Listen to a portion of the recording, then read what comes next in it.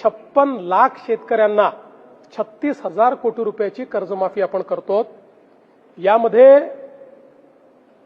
ज्या लोकांनी यापूर्वी कर्ज घेतलेलं आहे, जे थकीत आहेत, असे सगळे लोक आपण कव्हर केलेले आहेत।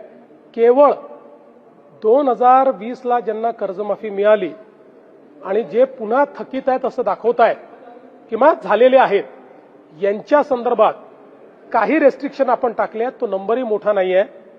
मला असं वाटतं की 9-10 लाख अशा प्रकारचे शेतकरी आहेत, त्यांनाही कर्जमाफी मिळणारच आहे।